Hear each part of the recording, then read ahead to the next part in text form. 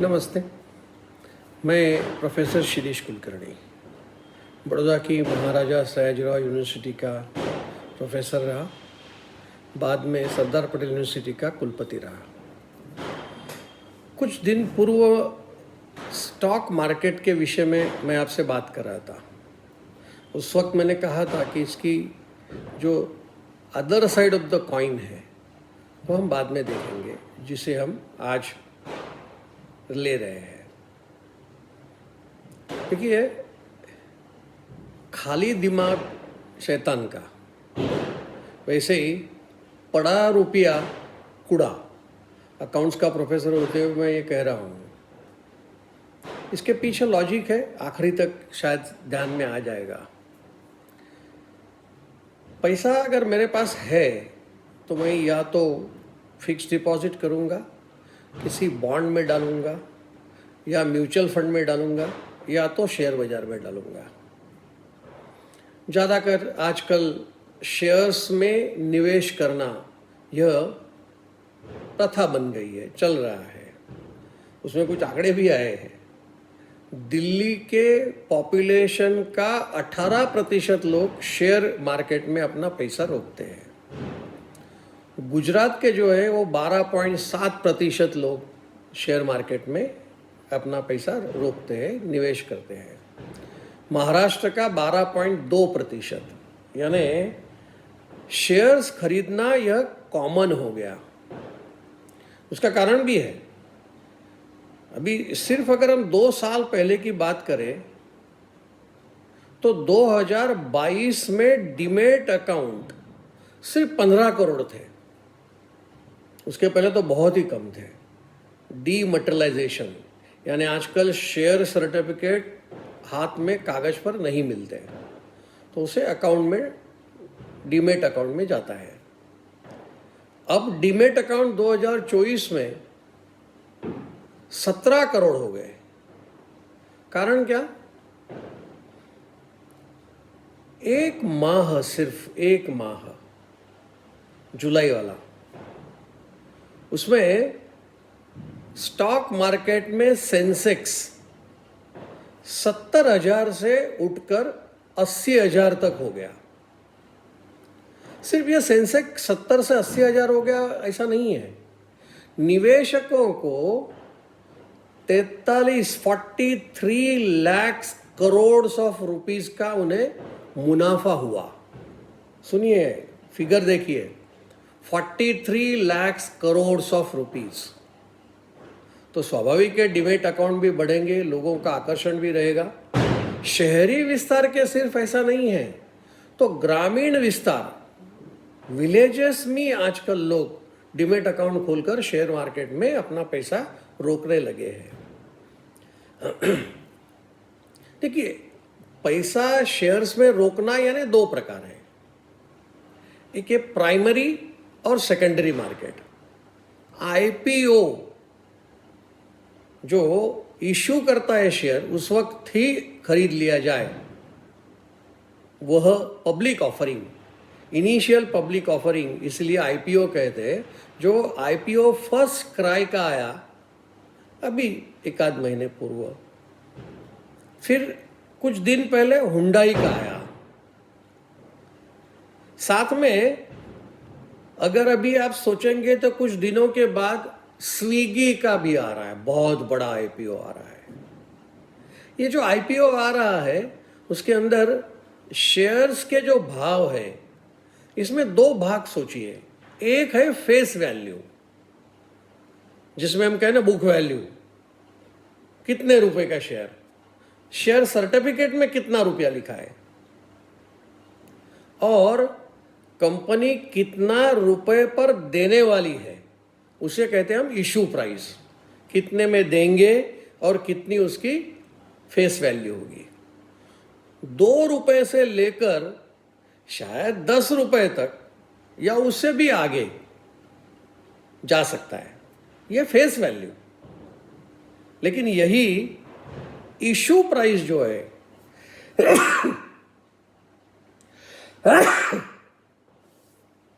जो issue price है वो ₹100 से लेकर ₹2000 तक का इशू प्राइस है। यानी सोचिए, इशू प्राइस और फेस वैल्यू के बीच में जो डिफरेंस है वो डिफरेंस है कैपिटल प्रॉफिट कंपनी का। यानी कुछ भी काम नहीं किया, कोई प्रोडक्शन नहीं किया, कुछ बेचा नहीं, फिर भी शेयर्स इशू करने की वजह से उन्हें कैपिटल प्रॉफिट मिला। ऐसा नहीं है कि ये गैर कानूनन है। कंपनीज एक्ट 2013 सेक्शन 52 के आधार पर कंपनी इस प्रकार से शेयर्स इशू कर सकती है। लेकिन प्रश्न यह है कि इतने सारे पैसों का क्या कर रहे हैं? आपको आश्चर्य लगेगा, रिलायंस पावर का शेयर 2008 में आया था, ₹430 का शेयर इशू प्राइस और फेस वैल्यू ₹2। आज उसकी हालत क्या है? सिर्फ ₹40 के आसपास। बायजूस किस भाव में शेयर उन्होंने बेचा और लोगों ने खरीदा? आज बायजूस की हालत एकदम पतली है, इंसॉल्वेंट होने की तैयारी है। तो जो निवेशक है उसकी स्थिति क्या? तो करते क्या है ये कैपिटल प्रॉफिट का under section 52 of companies act 2013? तो जो कैपिटल लॉस है वह सेट ऑफ किया जाता है इस कैपिटल प्रॉफिट से। सोचिए, इस कैपिटल प्रॉफिट का उपयोग कभी कभी कंपनियां अपनी जो लॉस मेकिंग यूनिट है उसके साथ इस कंपनी को मर्ज कर देते हैं। जिस काम के लिए शेयर्स इशू किए, पैसे इकट्ठे किए, उस विषय के लिए पैसे का उपयोग न करते हुए किसी और जगह पे पैसे का उपयोग करते हैं। तो क्या वो ऐसे कर सकते हैं क्या? नहीं। उनका जो general body meeting share holders का होता है उसमें ये निर्णय करते, तय करते, और इसीलिए वो शेयर्स लेने के बाद एक कंपनी का मर्जर दूसरी कंपनी में भी कर सकते हैं और उसका कैपिटल प्रॉफिट का क्या उपयोग करेंगे। अब सवाल ये है कि भाई जो निवेशक है वो निवेशक पैसा रोकता है। देखिए, उसमें भी निवेशक के प्रकार है। एक प्रकार है जो इंट्राडे वाला है, शॉर्ट सेलर है। अभी पैसे आईपीओ में डाले, शेयर खरीदा, कुछ 100 कुछ ₹1000 मिले और बेच दिया। मैं ऐसे लोगों के विषय में बात नहीं कर रहा हूँ। खरीदते बेचते इंट्राडे वाले, तो वो निवेशक कैसे कहूँ मैं उन्हें? निवेशक तो जो वो है जो कंपनी अपना बिजनेस बढ़ाएगी, कंपनी आगे बढ़ेगी, तो उसका जो मुनाफा आया उस मुनाफे का हिस्सा मुझे मिलेगा। मुनाफे का हिस्सा यानी डिविडेंड जिसे कहा जाता है। अब वो डिविडेंड की क्या स्थिति है देखिए। 2016 में इन कंपनियों के 35% डिविडेंड था। 2024 में क्या आया? 27%। चलिए इतना लंबा छोड़ दीजिए, हम ऐसा करते हैं 2023 में जो मुनाफा हुआ वो मुनाफे की रकम भी 11.36 लाख करोड़ थी और डिविडेंड कितना दिया? 4.3 लाख करोड़। 2023 हो गया, 2024 में देखिए उनका मुनाफा बढ़ा, 14.75 लाख करोड़ का मुनाफा मिला, लेकिन डिविडेंड कितना दिया? 4 लाख करोड़ का। यानी इसका मतलब ये हुआ कि डिविडेंड घट रहा है, यानी निवेशक का तो घाटा हो गया। सोचिए इस विषय को भी कि अगर 2000 का शेयर हमने खरीदा, मान लीजिए ₹10 का शेयर, डिविडेंड 100% मिला, यानी ₹10 के शेयर पर ₹10 का डिविडेंड, यानी 100%। कितना आरओआई, कितना रिटर्न ऑन इन्वेस्टमेंट, लाभ निवेश के ऊपर कितना आएगा? 0.5%। छोड़ दीजिए 2000 का शेयर नहीं है, ₹10 का शेयर 1000 में बिचा है, तो कितना होगा? 1% का हमें लाभ मिलेगा। अगर उससे भी कम ₹500 में मिला, 2% मिलेगा। यानी कि हम अगर और भी कम करते हैं कि ₹10 का शेयर ₹80 में बेचा गया, तो हमें शायद 8% उस पर निवेश पर लाभ मिलेगा साल का।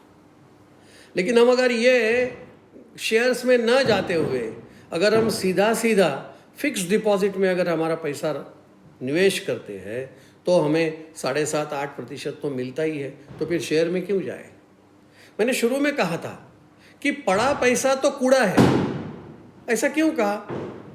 क्योंकि रुपए की खरीदने की कीमत कम हो जाती है, तो इसलिए उसे तो कुछ बढ़ना पड़ेगा आगे, इसलिए फिक्स डिपॉजिट, बॉन्ड वगैरह वगैरह में देखिए हमेशा जो रिटर्न ऑन इन्वेस्टमेंट है वो महंगाई दर से ज़्यादा मिलना चाहिए।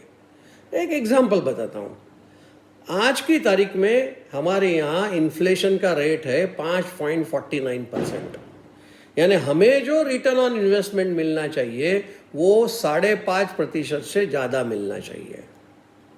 अगर 0.5% मिला, 1% मिला, 2% मिला तो हमारे रुपए की वैल्यू तो घटेगी। इसलिए हमेशा ये ध्यान रखना चाहिए कि महंगाई का दर, इन्फ्लेशन का रेट, उससे ज़्यादा हमारा रिटर्न होना चाहिए, तो हमारा शेयर्स में निवेश करना ठीक रहेगा। इसलिए आज का विषय मैंने स्टॉक मार्केट पर इसी तरह से आपसे बात की है। बहुत बहुत आभार। Thank you.